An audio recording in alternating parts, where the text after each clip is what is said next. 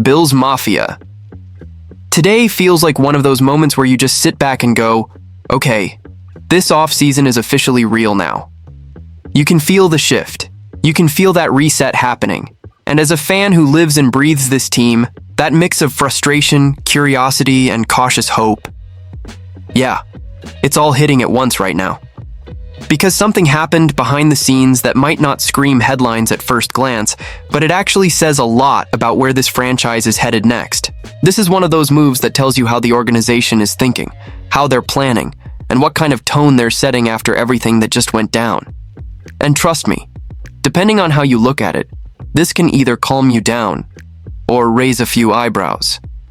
Before we break it all down, real quick, if you're a true Bills fan who rides through the highs and the heartbreaks, go ahead and tap that like button.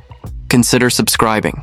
This channel is brand new. We're chasing our first 500 subscribers, and this is just fans talking Bills the real way. Let's get into what just happened. Alright, so here's what actually went down. Right after that brutal 33-30 loss to Denver, and yeah, that one still stings, the Bills officially kicked off the offseason. Season ends, emotions are raw, and then boom, big changes.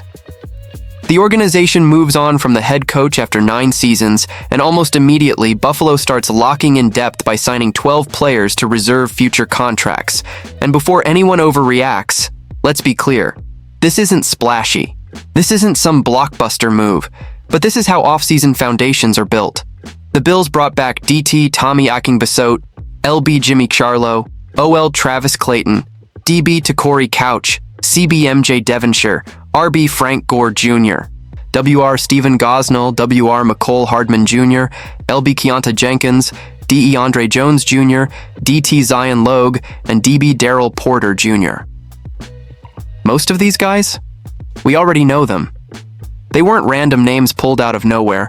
Almost all of them were either on the practice squad late in the year or spent time with the team during the 2025 season. Now here's the part that matters. 6 of these guys actually played real snaps for Buffalo this season. That's not nothing.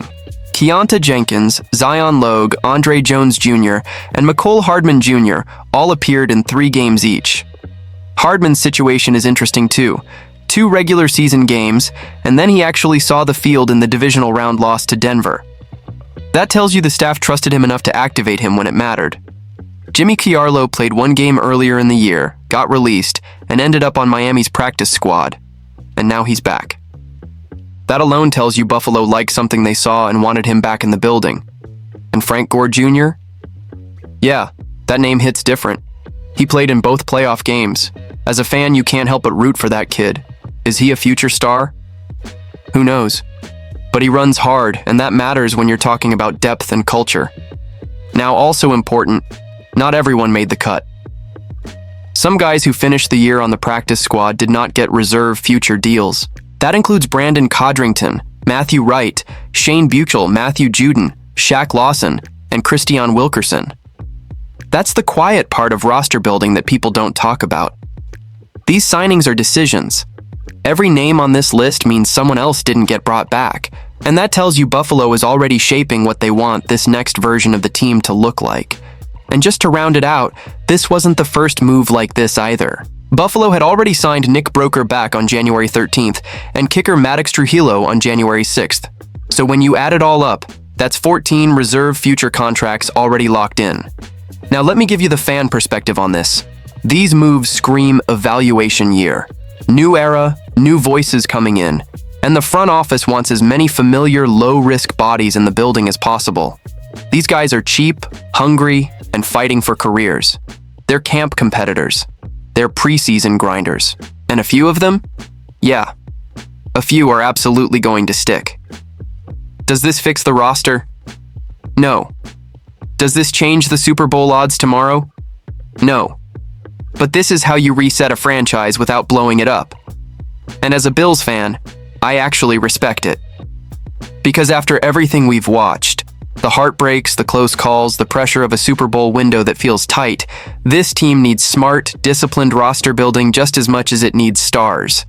This offseason is about decisions. It's about direction. And this right here, this is step 1.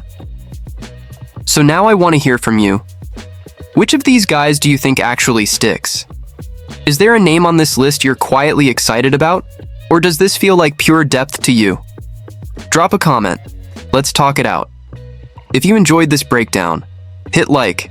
And if you're a Bills fan who wants real, honest conversations, no fluff, subscribe to Bills Nation Update. The channel's brand new. We're pushing toward our first 500 subscribers, and every single one of you matters. Bills Mafia. Buckle up. This offseason is just getting started.